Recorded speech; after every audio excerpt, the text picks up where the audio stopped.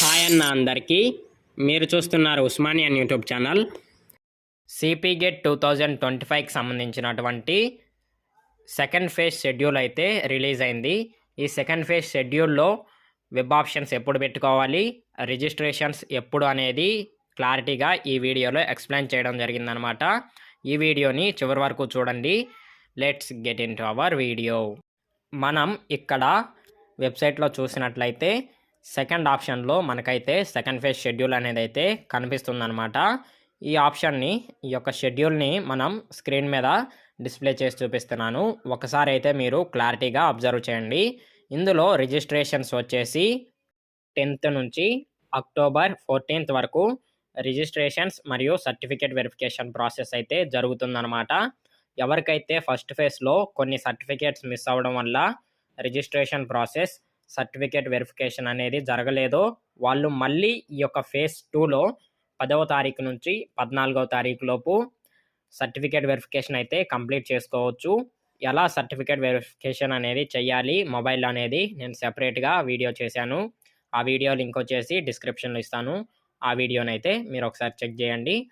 Second స్టేజ్లోకి వెళ్ళినట్లయితే 15th మనకి ఏదైనా సర్టిఫికేట్స్లో తప్పు ఉంటే ఎడిట్ చేసుకోవడానికి అక్టోబర్ 15th ఛాన్స్ ఇస్తాము అని ఇక్కడ చెప్పారనమాట.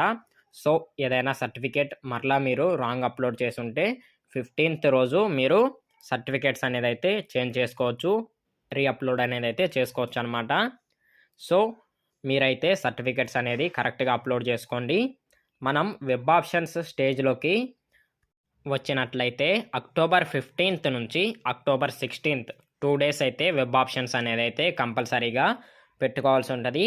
ఇన్ కేస్ మీరు పెట్టినటువంటి వెబ్ ఆప్షన్స్ని ప్రియారిటీస్ మారవాలి అనుకుంటే అక్టోబర్ 17th మార్చుకోవచ్చు ప్రియారిటీస్. ఎవరికైనా వెబ్ ఆప్షన్స్ ఎలా పెట్టాలి అనేది డౌట్ ఉన్నట్లయితే నేనైతే ఆల్రెడీ ఫస్ట్ ఫేజ్లో వెబ్ ఆప్షన్స్ ఎలా మనం సబ్మిట్ చేయాలి అనేది సెపరేట్గా వీడియో చేసి పెట్టాను. సెకండ్ ఫేజ్లో కూడా సేమ్ టు సేమ్ ప్రాసెస్ ఉంటుంది. మీకోసం అయితే ఆ వీడియో లింక్ అనేది డిస్క్రిప్షన్లో ఇస్తాను. ఆ వీడియోని అయితే మీరు చెక్ చేసి దాని ద్వారా మీరైతే అర్థం చేసుకోవచ్చు వెబ్ ఆప్షన్స్ ఎలా పెట్టాలి అని. సో ఆ వీడియో అయితే మీకు యూస్ఫుల్ అవుతుంది అని నేను అనుకుంటున్నాను. మనకి 21st రోజు సీట్ అలాట్మెంట్ అనేది అయితే జరుగుతుంది. ప్రొవిజనల్ సీట్ అలాట్మెంట్ వచ్చేసి 21st అక్టోబర్ అనేది ఉందన్నమాట.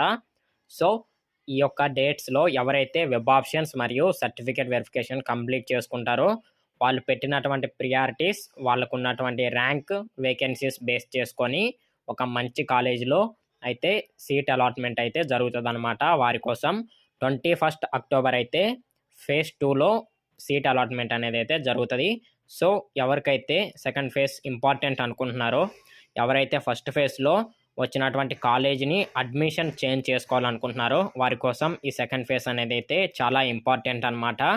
మనం లాస్ట్ ఆప్షన్ చూసినట్లయితే reporting to the colleges on are before 24th October అనేది అయితే ఉందన్నమాట.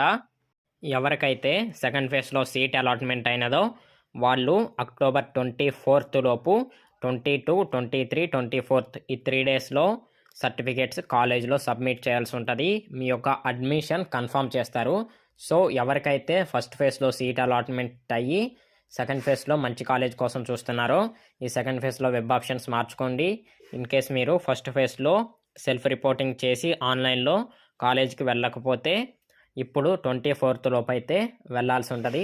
సో ఈ యొక్క సెకండ్ ఫేజ్ షెడ్యూల్ అనేది అయితే మీకు క్లారిటీగా ఈ వీడియోలో చెప్పాను అని నేను భావిస్తున్నాను. ఇలాంటి మరిన్ని వీడియోస్ కోసం మన ఛానల్ని రెగ్యులర్గా ఫాలో అవుతూ ఉండండి. Don't forget to like the stream and subscribe to the channel. Thank you for watching.